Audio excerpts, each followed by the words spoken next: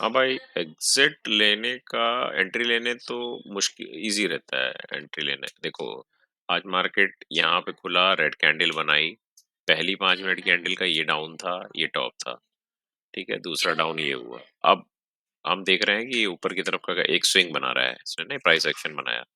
अब ये जब प्राइस एक्शन बनाया तो इस प्राइस एक्शन का जो टॉप है वो ये है तुम्हारा कितना है, 4484 804। इसको इसने काटा तो यहीं पे ट्रेड ले लेना है इसके अराउंड। अब ट्रेड ले लिया, जा रहा है मार्केट ऊपर, मार्केट बहुत तेजी से ऊपर गया। जब तेज ऊपर जाता है तो 5 EMA के ऊपर निकल जाता है, और जब 5 EMA से 50 पॉइंट का डिफरेंस आ जाए तो सौदा काट देना चाहिए। ठीक है। अब कहना आसान है, लेकिन अगर एकदम कंप्यूटर के सामने बैठे हो तभी वो काम कर पाओगे। तो ये बहुत टाइम ज्यादा नहीं लगता है। अब मैं इसका टॉप अगर देखूं तो ये है 44884, ठीक, 44884, और ये जो ग्रीन का पीक है ये है 44961। 44884 और 961 में 76 पॉइंट्स का डिफरेंस है। तो तुम्हें एक अंदाजा बस लगाना है कि 5 EMA अगर मान लो 44880 पे है तो 50 जोड़ा 4930 आएगा। 4930 के ऊपर ये जैसे ही जा रहा है, इसको एग्जिट लगा दो। यही तरीका है।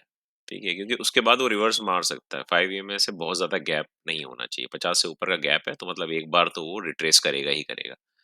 एक बार रिट्रेस करने के बाद फिर ऊपर जा सकता है, वो हो सकता है, लेकिन इतने गैप पे एक रिट्रेसमेंट बनता है 5 EMA। तो ये एग्जिट पॉइंट होता है।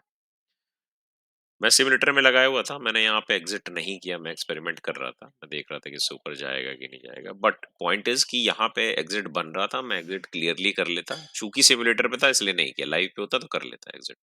उसके बाद फिर मैंने ये मूवमेंट पकड़ी, ये वाली मूवमेंट पकड़ी।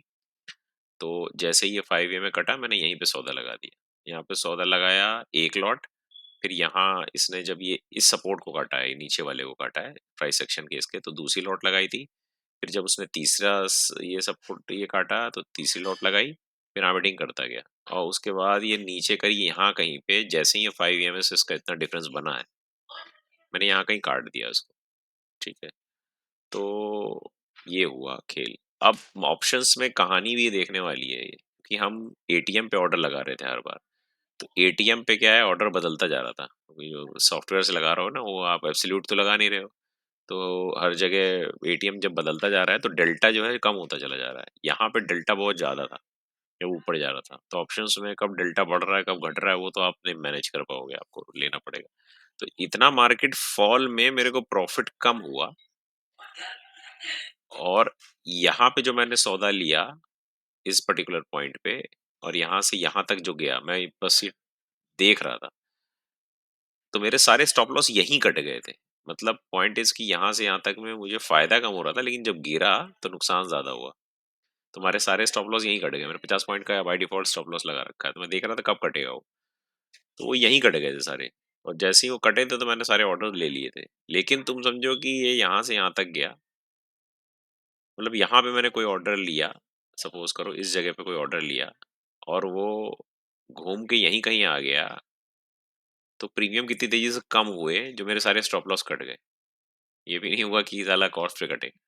खैर एनीवेज, तो और उसके बाद जो है ये मैंने कैप्चर कर लिया, तो इसमें मैं लगभग नो प्रॉफिट नो लॉस पे आ गया था। थोड़ा लॉस था 300-400 रुपए का, लेकिन मूवमेंट मैंने दोनों कैप्चर किए। मैं यहाँ पे एग्जिट कर सकता था, मुझे पता था मैं एग्जिट कर लेता, लेकिन मैंने किया नहीं, क्योंकि आई वाज थिंकिंग कि हाँ टेस्ट कर लेता हूँ, ये सपोर्ट तोड़ा है तो ऊपर जा रहा है। अब सपोर्ट वो जब भी तोड़ता है मार्केट, वो इम्पोर्टेंट तो है ये देखना कि सपोर्ट तोड़ा है तो ऊपर जा सकता है। लेकिन ये भी इम्पोर्टेंट है देखना कि 5 EMA से ऊपर है। 5 EMA से 60-70 पॉइंट ऊपर निकल गया, इतनी तेजी से गया। धीमे धीमे जाता तो कोई दिक्कत नहीं थी। अगर धीमे धीमे यहाँ पहुंचता ये, तो हम इसको यहाँ पे होल्ड कर सकते थे, क्योंकि तभी ये रिवर्स नहीं मारता। लेकिन इतना तेज मूवमेंट जो दिया, 5 EMA से 70-80 पॉइंट का जो डिफरेंस आ गया, उसमें रिवर्सल पूरा बनता है। तो ये पॉइंट मुझे भली भांति पता था, इतना तो सीख ही गया हूँ। तो इसलिए मैं मूवमेंट को कैप्चर करने में, आज क्लीन मूवमेंट था। आराम से यहाँ से जाइए, ऊपर जाइए, देखिए 5 EMA की रेड कैंडल बन रही है, काट दीजिए।